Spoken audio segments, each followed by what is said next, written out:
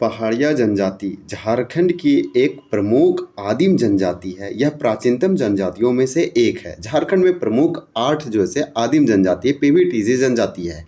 इनमें से पहाड़िया जनजाति एक आपका आदिम जनजाति है। यह सबसे ओल्डेस्ट एंशियंट या प्राचीनतम जनजाति के रूप में इसे चिन्हित किया गया है। इसके 3 उपजातियां हैं पहाड़िया जनजाति की। पहाड़िया जनजाति की अगर हम बात करें तो एक माल पहाड़िया है जो कि झारखंड के दुमका, जामताड़ा, गोड्डा और देवघर ये सब जिलों में बांसलोई नदी यानी कि पाकुड़ आदि जिलों में जो बांसलोई नदी है इसके दक्षिण में निवास करते हैं। एक आपका जो है इसका दूसरा जो पहाड़िया जनजाति का पार्ट है उपजाति है वो कुमार भाग पहाड़िया है। ये आपको दुमका, जामताड़ा और गोड्डा और इसी प्रकार से देवघर, इसी प्रकार से आपको पाकुड़ आदि जिलों में बांसलोई नदी के उत्तर में निवास करते हैं। तीसरा आपका जो पहाड़िया जनजाति के उपजाति है वो सोरिया पहाड़िया है। सोरिया पहाड़िया मुख्य रूप से आपका राजमहल, गोड्डा, पाकुड़ आदि जिलों यानी कि आदि जिलों के पहाड़ी चोटियों और ढलानों पर पाए जाते हैं। यह विशेषकर बांसलोई नदी के उत्तर राजमहल के पठारी भागों में पाए जाते हैं। तो यहाँ पे हम लोग देखें कि पहाड़िया जनजाति एक आदिम जनजाति है। यह प्राचीनतम जनजाति है। इस जनजाति की 3 उपजातियाँ हैं, एक माल पहाड़िया, दूसरा है आपका कुमार भाग पहाड़िया और तीसरा है सोरिया पहाड़िया। ये बांसलोई नदी के आसपास रहते हैं। राजमहल संथाल परगना रीजन जो है इसके लिए प्रमुख है। पहाड़िया विद्रोह की बात करें तो 1766 ईस्वी में रमना अहड़ी यानी एक व्यक्ति थे, इनका नाम था रमना। ये नाम आप सुने होंगे और भी पढ़े भी होंगे, आपके लिए जो है इम्पोर्टेंट होगा इनका नाम। तो ये नाम जो है आप अहड़ी नाम जो है याद रखिए। इसी जो है ना इन्हीं के द्वारा में यह जो विद्रोह से शुरुआत किया गया, परंतु यह विद्रोह कई चरणों तक चला और आप जानते हैं 1772 से 1782 इनके लिए प्रमुख जो है उल्लेखनीय है। पहला विद्रोह आप जानते हैं कि इसका कम से कम 3 चरणों में चला, यही यहाँ पहला क्वेश्चन पूछा गया। तो अगर हम लोग प्रमुख देखें तो 1772 एक डेट ये एक इम्पॉर्टेंट आपके लिए हो जाएगा। दूसरा डेट आपके लिए जो है 1778 हो जाएगा। तीसरा हो जाएगा 1789। तो इस प्रकार से आपका ये वाला डेट जो है 1779 वाला इंपॉर्टेंट हो जाएगा आपका जो है 1779। उसके बाद आपको बता दें कि यहाँ पूछा गया कि पहाड़िया विद्रोह मुख्यतः कितने चरणों में हुआ था। तो पहाड़िया विद्रोह जिसके दमनकर्ता क्लीवलैंड थे, अगस्टस क्लीवलैंड, यही व्यक्ति को तिलका मांझी ने 1784 ईस्वी में जब तिलका मांझी के द्वारा विद्रोह किया गया झारखंड में, तिलका मांझी आंदोलन जिसे जबरा पहाड़िया आदि नामों से जानते हैं, आदि विद्रोही, तो वो 1700 अपने तीरों से 1784 में जो अगस्टस क्लीवलैंड है उनके मार को गिराकर घायल कर देते हैं। ऐसे आप पढ़े होंगे। तो तिलका मांझी आंदोलन जो कि 1783 से लेकर 1785 तक हुआ, इसी के बीच में जो है ये जो इस विद्रोह का जो दमन करता थे अंग्रेज अधिकारी, इसको इस युद्ध में उन्हें मारा गया था। ये वाला भी पॉइंट आप याद रख सकते हैं। तो यहाँ पे सारे डेट जो है आपके लिए इम्पोर्टेंट होगा। हम लोग एक एक करके देखेंगे। जब 1781 ईस्वी से लेकर 82 ईस्वी में पहाड़िया विद्रोह हुआ तो वहाँ पे संथाल क्षेत्र के महेशपुर यानी सुल्तानाबाद की जो रानी थी सर्वेश्वरी, वे पहाड़ियों के नेतृत्व में विद्रोह हुआ, उनका ये सहयोग की थी। इस प्रकार से अर्दामी ने कोह का स्थापना 1824 ईस्वी में किया गया। ये वाला भी याद रखिए, ये इंपॉर्टेंट है। संथाल परगना वाला आपका इंपॉर्टेंट होगा। अब हम लोग एक एक करके प्रश्न देखेंगे। सबसे पहला देखिए कि पहाड़िया विद्रोह मुख्यतः कितने चरणों में हुआ था। तो आपका आंसर डी हो जाएगा। 4 चरणों में मुख्य रूप से हुआ था। एक लंबा, एक खूनी विद्रोह था, इंपॉर्टेंट विद्रोह था, झारखंड के जनजातियों के द्वारा किया गया अंग्रेजों के खिलाफ। पहाड़िया विद्रोह का कालक्रम क्या था। तो यहाँ पे 2 का राइट आंसर आपका डी होगा। 1772 से लेकर 1772 ईस्वी से लेकर 1782 ईस्वी तक। सही कथन का चयन करिए।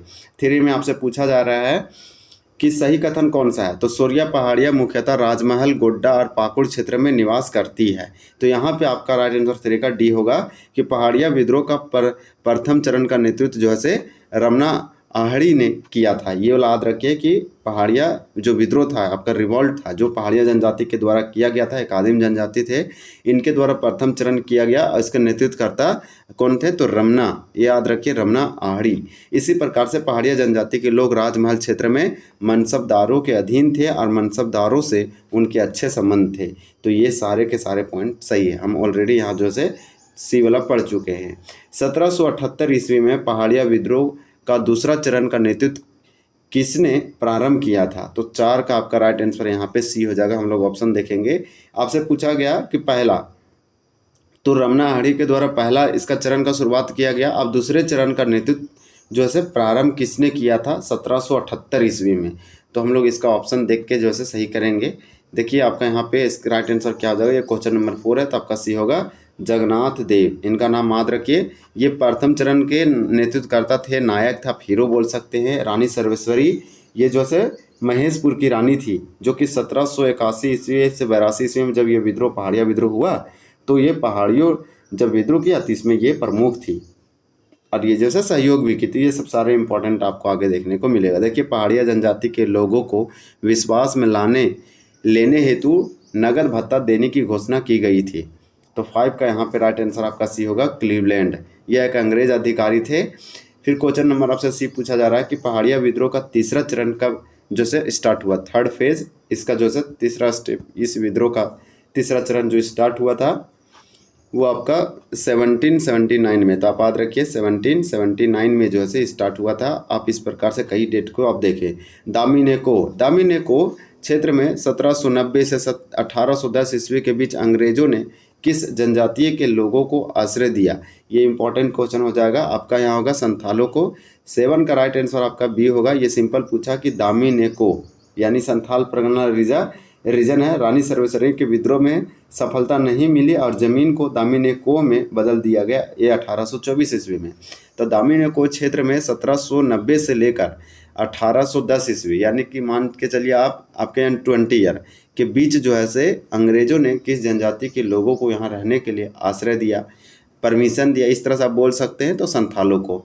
इस प्रकार से नेक्स्ट क्वेश्चन है कि पहाड़िया विद्रोह का चौथा चरण निम्नलिखित में से किसके नेतृत्व में संचालित हुआ। तो इस प्रकार से इसका जो फोर्थ स्टेज है या फोर्थ फेज जो स्टार्ट हुआ इस विद्रोह का रिवोल्ट का, वो किसके नेतृत्व में, किसके देखरेख में, वो कौन नेतृत्व करता थे। तो 8 का आपका डी होगा रानी सर्वेश्वरी। इनका नाम याद रखिए। ये जो है पहाड़िया विद्रोह से संबंध रखती है। तो ये जो है प्रथम विद्रोह से, ये सब सारे फैक्ट आपके लिए इंपॉर्टेंट होगा। रानी सर्वेश्वरी कहाँ की रानी थी, तो महेशपुर की थी। महेशपुर की रानी थी रानी सर्वेश्वरी। हालांकि इनका तो जीत नहीं हुआ, तो ये सारे फैक्ट जो है इंपॉर्टेंट आपके लिए हो जाएगा। फिर देखिए क्वेश्चन पूछा जा रहा है कि कैप्टन टेनर के किस सर्वेक्षण के आधार पर अंग्रेजों द्वारा पहाड़िया जनजाति की भूमि को दामिनेको के नाम देकर सरकारी संपत्ति घोषित कर दिया गया। तो यहाँ पे 1800 आपका क्या हो जाएगा, तो यहाँ पे आंसर वैसा 10 का ये बताया गया 1832 ईस्वी में। ये पूछा कैप्टन टेनर के किस सर्वेक्षण के आधार पर, तो किस सर्वेक्षण के आधार पर पहाड़िया जनजाति की भूमि को दामिनेको का नाम जो से देकर सरकारी संपत्ति घोषित कर दिया। तो 1832 के सर्वेक्षण के आधार पर आप बोल सकते हैं ऐसा। दामिनेको की घोषणा किस वर्ष की गई थी, दामिनेको की घोषणा जो से किया गया था, यहाँ पे आपका डी होगा 1824 ईस्वी में किया गया था।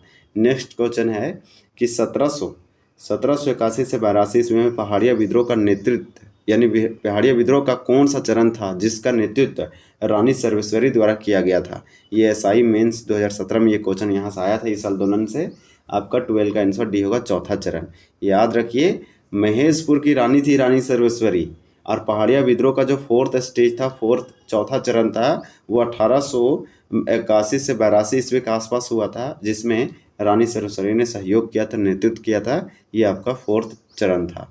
नेक्स्ट क्वेश्चन पूछा जा रहा है, लास्ट क्वेश्चन है कि पहाड़िया विद्रोह में किस रानी ने सहयोग दिया था। तो एक ही क्वेश्चन बहुत बार लिख रखा है, महेशपुर की रानी सर्वेश्वरी। ये वाला आप याद रखिए।